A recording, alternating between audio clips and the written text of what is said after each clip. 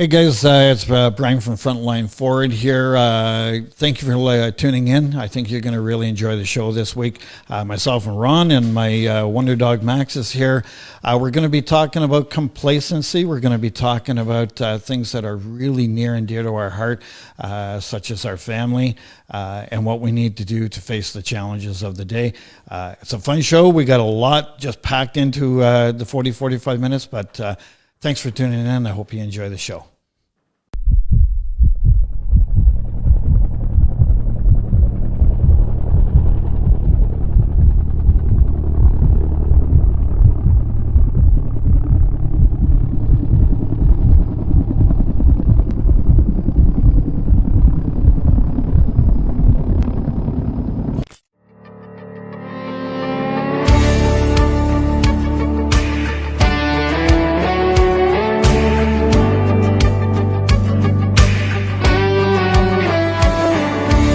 To the Frontline Forward podcast. I'm your host, Brian Stevens. Thank you for tuning in. Grab yourself Timmy's, Starbucks, whatever you need to do. Settle in for the next little bit. Hopefully we'll do our best to do some form of entertainment, whatever that's going to look like. We're coming from a new location for the podcast. This is where we're going to be from here on forward for the next little while. We are at 55 King Street, high atop the city of Kitchener here, looking out. And it's with the SSD group as offered up their office space. So there you go. It's palatial. It's like the White House. Oh, no. This morning I've got Mr. Ron Sonoda in here. Good morning, sir. Good morning, Mr. Stevens. How are you? I'm fabulous. I'm glad to be a Canadian. Well, yes, I think there's a lot of people this morning that are going, I'm really glad that I'm Canadian. So we got that. We got Max the Wonder Dogs conked out here in the background. And we got the group from Compass 9 that does such an incredible job each and every day here. Boy. I mean, we've got more than enough to talk about. Some controversial stuff and some not so controversial stuff. Mm-hmm. But Ron, so like on a scale of 1 to 10, how good of a driver are you? 10 being a really good driver. Oh, come on, man. Is this the Asian thing again? No, it's not. It's got nothing to do about Asian. Me and Brandon are going, oh, we're going here already, eh? Just because you think Trump's going to get back in again? Listen. It was just a question. That's all it is, man. I'm just throwing it out to the universe because they want to know. All right, here we go. All right. And be honest here. I'm going to break it down because we're dealing with a lot of politics in the last few days. Yeah. Professionally, I would rate myself a 7.5. Okay. Only because I nearly rolled my ambulance once, and I drove my response Jeep into a telephone pole. So I took a couple of points. Both of them were not my fault. Okay, sure. I have to, so 7.5. Yeah. Privately, yeah, not too good. Not too good, Frank. If the boys could go downstairs and take a look at my car, it's a piece of shit. It looks like something that... So you got to be going somewhere, lights and siren with your hair on fire to be a good driver. I've zoned out for a few years. And yeah. Okay. Yeah. We did this survey around Frontline this week that it brought up a huge conversation piece. So let's talk just a little bit about that. We asked people, we did our own little poll, and we said to people, if you could have a superpower, or one or the two, which one would you be? And that would be invisible or the ability to fly. Hands down. Hands down for you? I'm a Superman fly boy. Oh, there you go. Yeah, fly. Yeah. I for me, it was a no-brainer. I said to fly also. But what about you guys? Fly or invisible? Fly. Fly? Fly, see? Oh, there we go. You guys are no fun. Now we got no opposition. We're all flying around here. Yeah, it was interesting. It brought up some really cool conversation. We had some people who said they'd like to be invisible so that they could rob a bank and get away with it. It just brought up some really cool, interesting conversations. So yeah, that way, and we try to do that at Frontline. Try to make it homey as we can, and just spark up some great conversations. So I mean, first and foremost, it's just it's on just about every frickin' TV station, radio station there is out there. Do you want to talk about what's going on south of the border, or should we leave it alone? Well, baseball's done, hockey's done, football. I don't know what's going on, man. Yeah. I mean, it's everywhere. You stayed up till my insomnia, 4 o'clock in the morning. Yeah, a little around there. My insomnia kicked in, and I just thought, for shits and giggles, we'll just watch. Yeah, what's going on? I mean, it's a shit show down there right now. Yeah. You know, it's. I thought it was going to be close. To be very honest with you, I had a conversation with a couple of our members here this morning, and it's a hell of a lot closer than I thought it was going to be. Yeah, and what does that say about all these pundits, right? Right. You and I can be pundits. I don't even know what a pundit is. I was just going to ask you what the football or soccer term. I'm a pundit. I go on field. I play pundit. Yeah. No, I mean, it's controversial. Yeah. It's entertaining. It's disappointing. I mean, it just the list goes on, right, as to what's going on down there. But I don't know. I heard here this morning that even we may not even hear until Friday. Yeah, Pennsylvania, they have until Friday. And here's the question I want to pose to you. Yeah. Like, to me, I'm Canadian through and through. Okay. And we talked about this off air. How much does this affect the average Canadian? Now, you're a businessman, right? Yeah. And how does this? And you also do trucking. You have gone to the United States many, many times. Mm-hmm. How much does this, as you as the businessman, and the people that you know in your network, affect you as a Canadian? Zero. Really? Yeah. That surprises me. Yeah. I mean, does it affect me directly, my business, me personally? No, zero. Why is that surprising? I don't know. It's just this whole, we've been hearing we're the closest allies, the longest unprotected border. Yeah. The government's saying how important this new regime that's becoming in, the European theater wants Biden to be the next president because of a better, amicable. Oh man, I mean, make no bones about it. Like and I'd be right up front with that. Like if I could, I'd vote for Biden. I don't know if he's the right answer. I just don't think Trump. We could. I just don't think I could stand another 4 years having him as my president. But hey, that's not up to me. Yeah, but you and I talked off camera.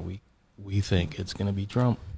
I think it's well, as we very well know, it's coming down to these 4 or 5 lines. This is the thing that just confuses the shit out of me about, and I don't understand politics in a lot of different avenues, but maybe somebody else could clear this up for us.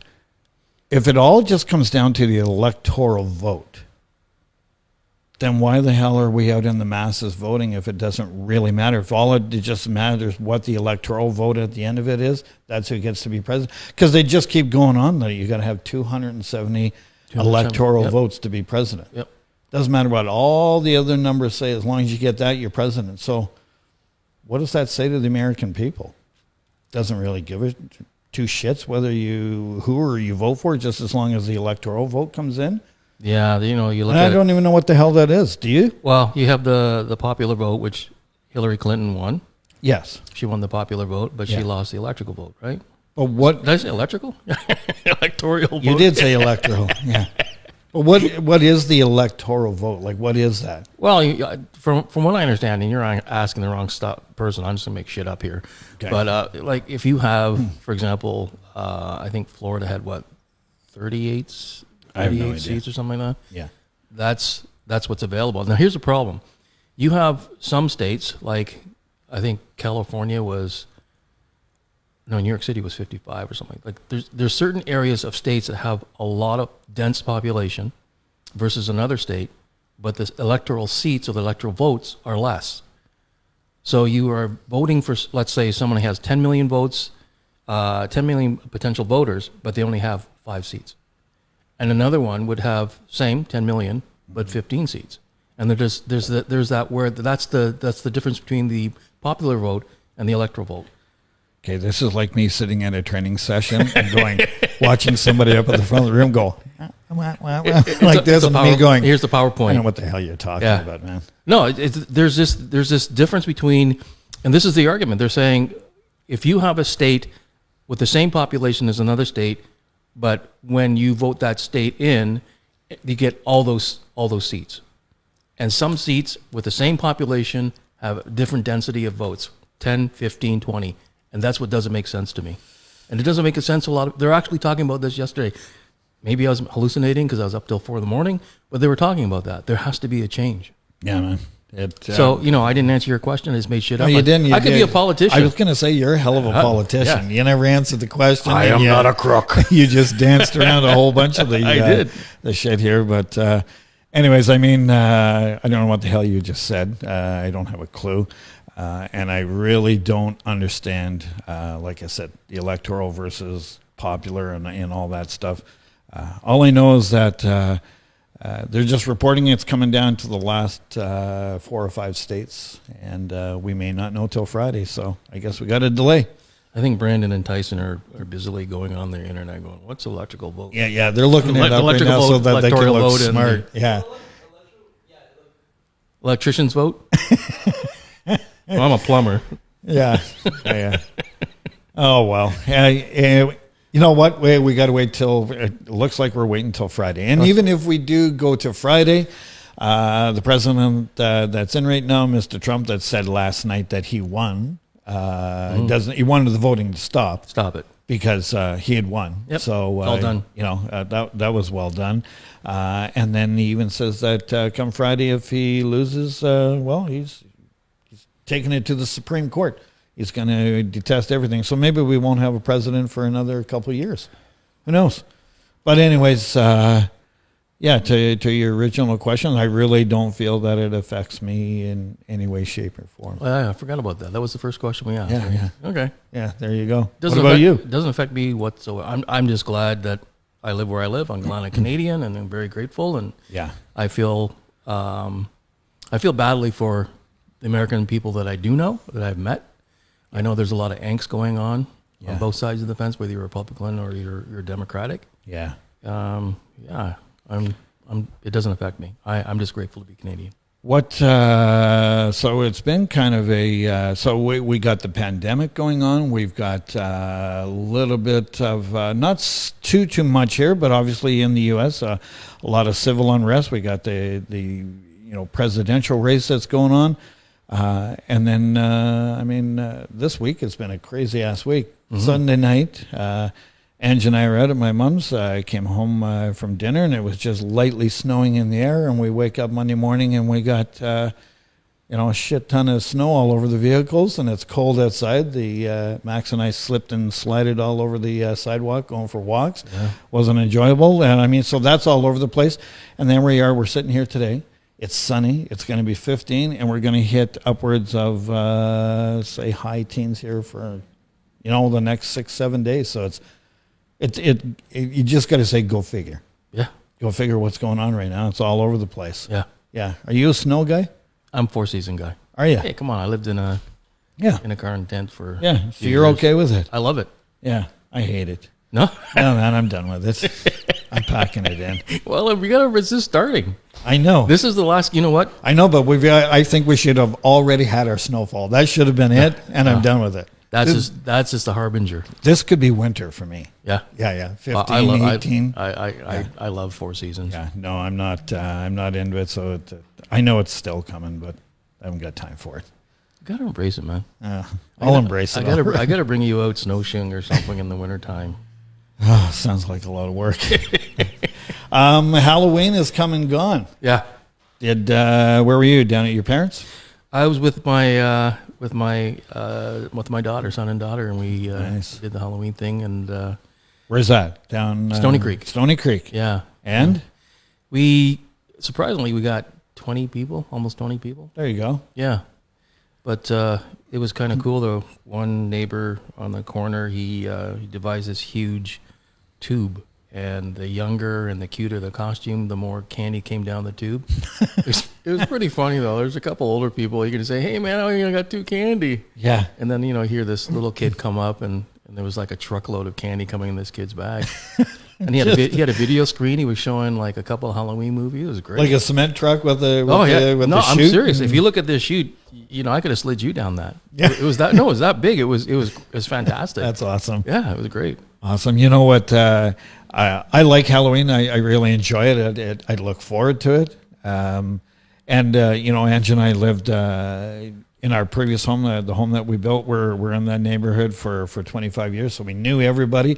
And it was the standard thing where the kids would come by. We know all the kids, and then the dads would be out there with the beers in their hands, and they'd pop into the garage, and we'd have a beer or two, and the kids would carry on. But this year, if we could have done it, I think I would have given out Jello shots. That's what I would have done. I couldn't do that. Jello shots made by Murphy's Law. Yeah, exactly. There you go, eh? Exactly, but we couldn't get to there. But it was just, for me, it was just nice to see people out. Like we just put bowls of candy out in front of our place. Yeah, we did the same thing. So then there was no interaction that way. Yep. Still don't really understand it. Like you still had to put the candy in the bowl, but hey, whatever. Yeah, it was just good to see people out. Yeah. Yeah, it was really good to see people out. Yeah, and kids running around, and you hear kids' voices and the fresh air. It was beautiful. It was a beautiful night. Yeah, man. You want to talk about the virus a little bit or no? Yeah, if you want to. I'm so... Are you done with it? Yeah, the only thing I want to say about the virus is my mom and dad, they're in their mid-80s, and they did their flu shot. And there's a lot of controversy with the flu shot. I was born with asthma, I've always waffled back and forth. Do I do the flu shot? Do not do? I'm doing the flu shot this year. My brother Cato at Senator Square, they're doing a in-house flu shot clinic. So I thought, I would get a flu shot. And it's not just for myself. It's sort of my mom and dad are in my circle. Yeah. And I want to be prudent in that. That's the only thing I want to say is, don't listen to other people or hearsay in regards to doing the flu shot or not the flu shot, or if the vaccine eventually comes out for the corona. Investigate it for yourself. Talk to your physicians or the people that you trust, and make your own personal decisions, because it is a personal choice. It is. Are you looking at doing the flu shot or? Yeah, we got a little bit of yes and no going on. Angie and I technically or traditionally don't get it. Right. But our youngest daughter is expecting any day now.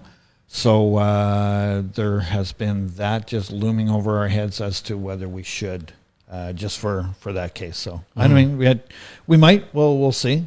We still haven't fully decided yet. Yeah. Yeah. In regards to the pandemic, I feel badly for the business people and for the folks that have who are working two jobs. And all these things are going on. People are getting laid off, and it's not even Christmas time yet, and people have already gotten pink slips. There's businesses that are closing, or the potential of closing, and now they're talking about, do we keep the restaurants open or closed? Do we keep the gyms open? It must be a difficult time for a lot of people. Well, you and I had this conversation. I had this conversation with other people around Frontline here this week that.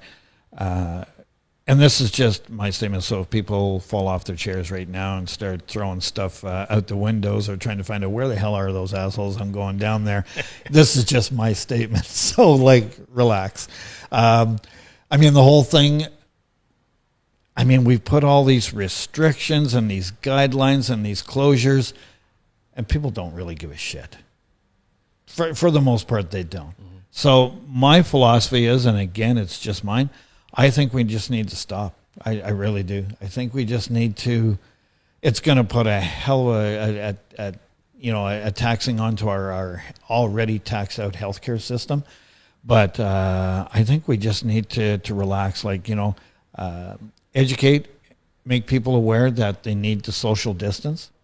That's first and foremost. When you can't do that, wear a mask.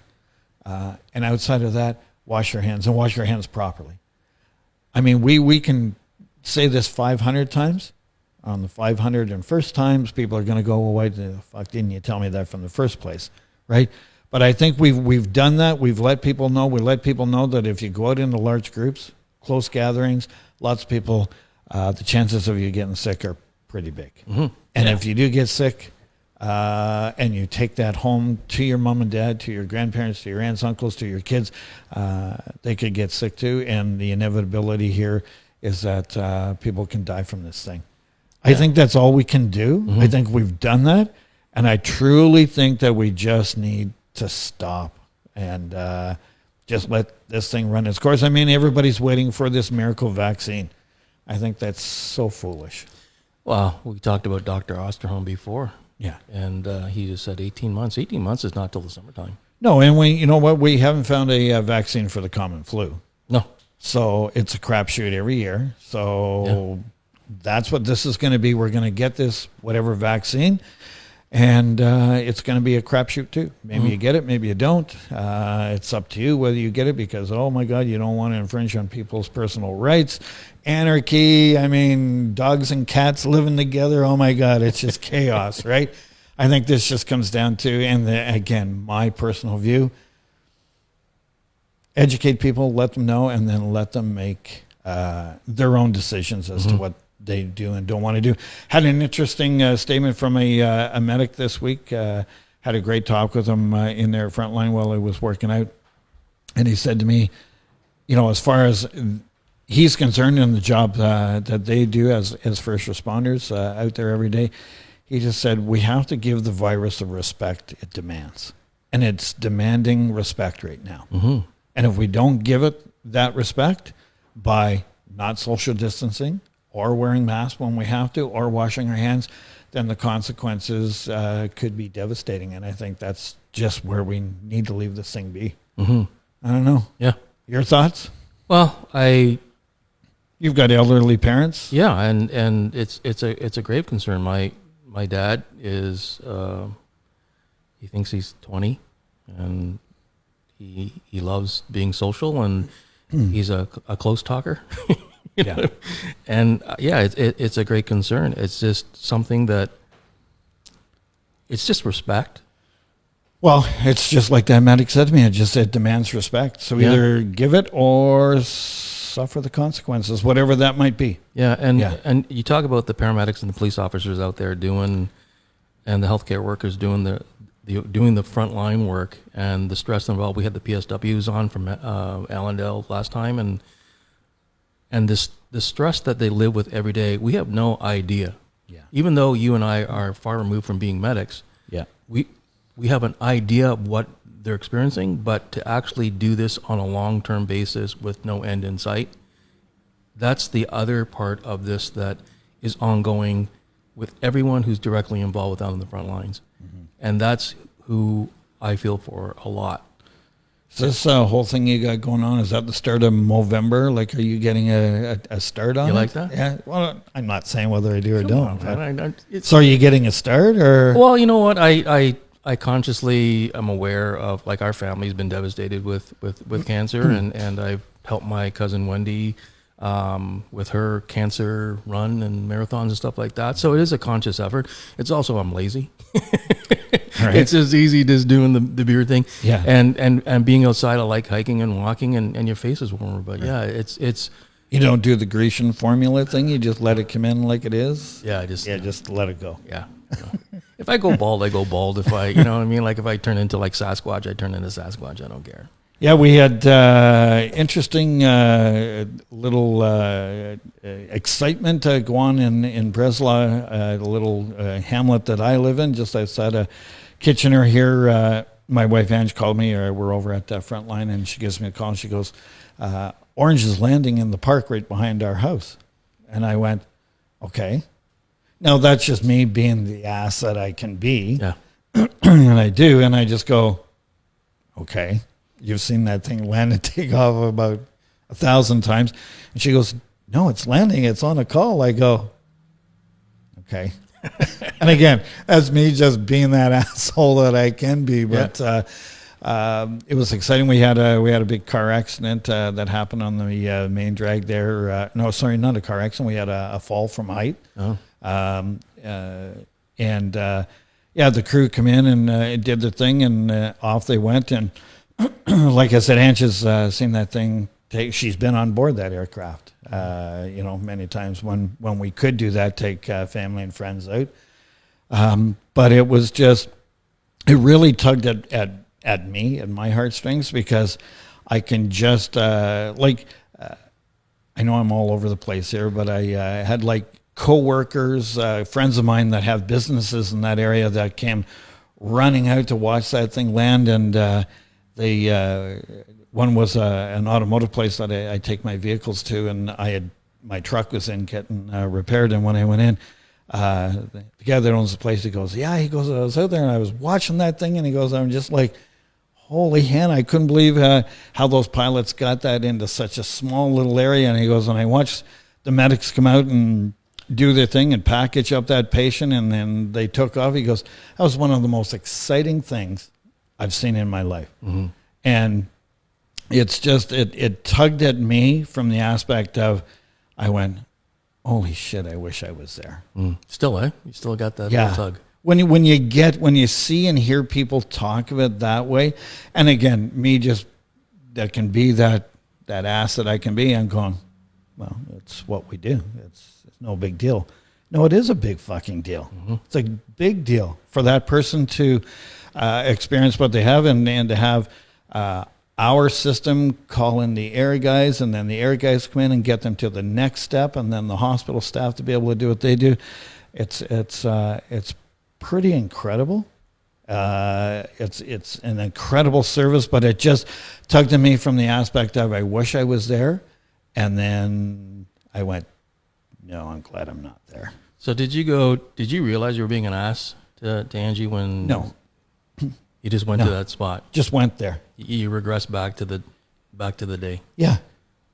And it's just, it's incredible how we can do that. I'm reaching out to you as first responders and go, just try to put that into perspective. Try to get a conscious grasp on that, because, man, that thing's ugly. It's ugly, and it's not nice, and it can really hurt those that are around us, that want to bring that story forward to us and talk about it.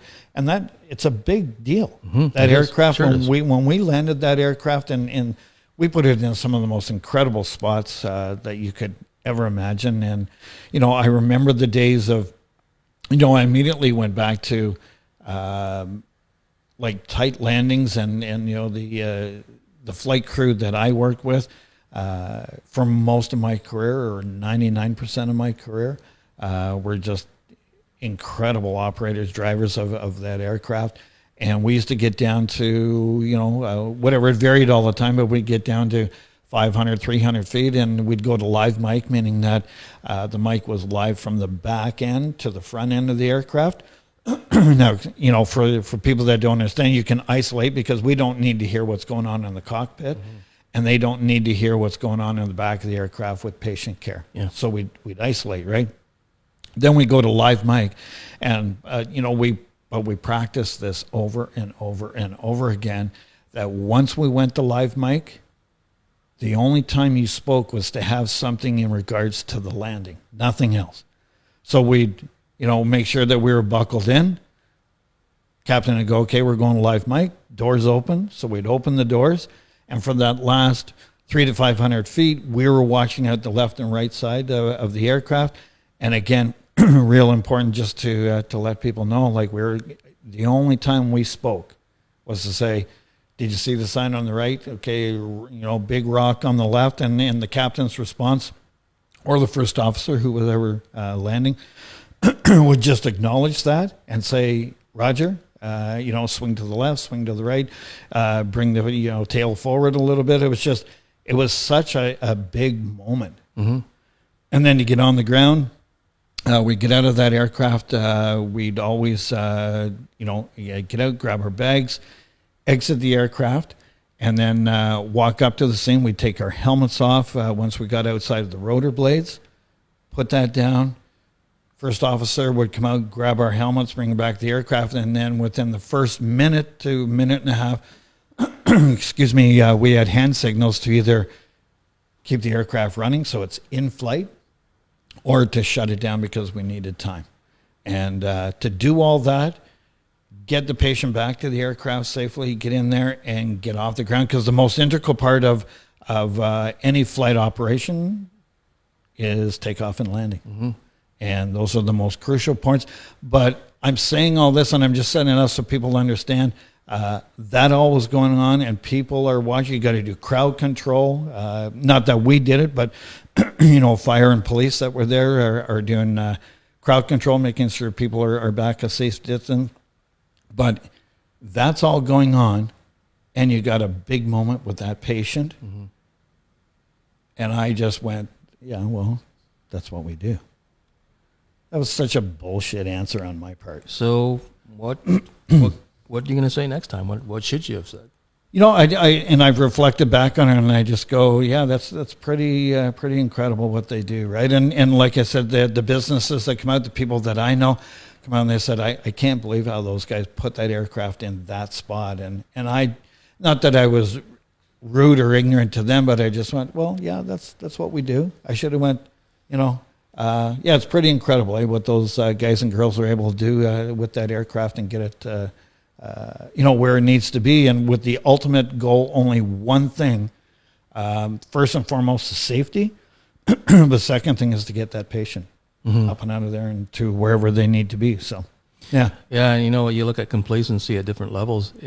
It can lead to things that lead to accidents and danger and putting in positions that are not conducive to your own health and welfare. Yeah. You know what I mean? Like you worked your way up to the highest level as an air flight medic, but on the same sense, you became complacent into the big things, became very small. Yeah. To the point where it's just the way it is. It's just the way it is. You know NHL hockey players. Yeah. You coached at a very high level. Yeah. And the caliber of play to perform as a professional becomes mundane. Yeah. And I think when that happens, that's dangerous. It is. Right? And especially dangerous for us as first responders, because what we do is high energy, type A personality kind of thinking, aggressive thinking. Our goal was always to go in and to assess the situation, to overcome the obstacles that were there, and then adapt to whatever we had to adapt to, with the goal being primarily to get that patient where we need to be and provide the care that we did. But we get just so used to that so many times, and I had literally done that landing hundreds upon thousands of times. And now was so ignorant to the aspect to just go to those that were going, and that was pretty fucking awesome. That was pretty exciting. And I'm just, such an ass in the way that I just went, yeah, well, that's what we do. A reality kicked in, right? And you caught yourself saying, geez, I miss it.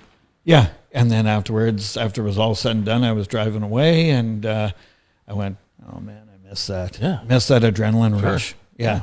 But then understand that, don't need that anymore. No, we don't need it, but you have to give the respect on both sides of the fence for the people that are doing the job. Yeah. But for the people that are not the patients, but people that are they're participating in life. Yeah. Right? That's what Yeah. it is. Everything that we are witnessing, whether it's first responders, we are participating in life. And when we lose reverence for that, you and I both should have reverence every frickin' day when we wake up to say, I'm grateful to be alive. Yeah. I'm grateful to have family and friends that care about me. Yeah. We can shoot the shit on this podcast, Yeah. right? Out of gratitude, we should be gracious about that. So you know what, I just want to say to those first responders out there, when you got your family members, when you got your neighbor, you got friends that are saying to you that they've seen the fire truck go over and respond to that call and fight that fire, put that fire out, or watch our police officers do the amazing job that they do to serve and protect this area, rather than just flush that off or just give a one-off answer. Just be respectful of that, understand their situation, and acknowledge and support that. So Yeah, that's a key word. It's a dangerous thing. Acknowledge. Yeah. It's a dangerous thing that Yeah. we did, and here I am, that much more years later, removed from it, but yet still instinctively went right back to that situation. Another thing here that I just wanted to touch base on too, over the last little while, for whatever reason, I mean, I can't blame it on PTSD, but it's part of it. I got myself into a little bit of a lull of funk, and just was just not dealing well with a lot of things that are going on in the business and personal world out there. And it took my family once again, and this is the catalyst, it took my family once again to come forward and go, you know what, you're being an ass. You're being a complete ass, and you need to do something about it. They needed to give me that hug, but they also needed to give me a kick in the ass. And they told me, you need to, they asked what I had been doing to support my mental health. Reflectively and honestly, I had to say, well, I've dropped the ball here. I dropped the ball huge. It was having a huge impact on the people around me. Primarily my family, and they brought it up and they said, you need to get your shit together. You need to go back to what was working. Fortunate enough for the job that I do and the business that we run, I'm back in seeing our psychotherapist, our social worker on a regular basis, talking with Bree that provides that, next avenue of healing for me. And over the past 3 weeks, it's been a tremendous transformation for me. So here I am, somebody that preaches it and talks about it and didn't practice it and didn't and even ignored the signs that are there. So yeah, but it's different living it, right? So the question I'm going to ask you, and it reflects back to not just first responders, healthcare workers, but people that are facing tough times right now. Mm-hmm. What woke you up? What were you manifesting in a negative way, not just to hurt yourself, but hurt the people that care about you, to say, what the hell's happening? What were you experiencing? What was the wake-up call for you? Yeah, it was just, it's starting to get into that isolation thing, starting to be that person that just wanted to put a negative response to a situation rather than trying to figure out a solution to it. I just come up with a negative, nasty response, came forward with it, recognizing that I really didn't want to be around people outside of Frontline. I just really didn't want to socialize all that much more. And, here we think about it, the people that we care about the most, people that we love the most, our family members are the people that we treat like shit first. And it's incredible to me after all I've been through, everything that I was aware of, and I still, at this time, didn't reflect on that until it took my family members once again to come forward and say, you need to get back to doing what you're doing. Okay, so what can you tell the people that are listening or watching? I think that primarily when you've got friends and family out there saying that something's wrong, there's something wrong.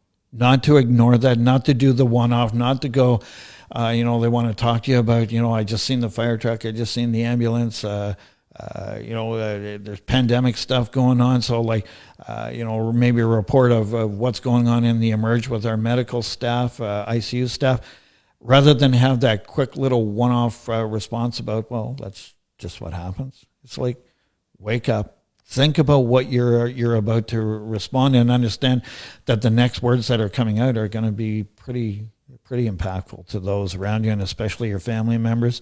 And please understand that your family members are there for you. But kudos to them when they say they've had enough. Yeah. And we got to listen to those around us and then, really listen to what they have to say. And when, because they're the people that live with us. They live vicariously through us. They're around us and they understand.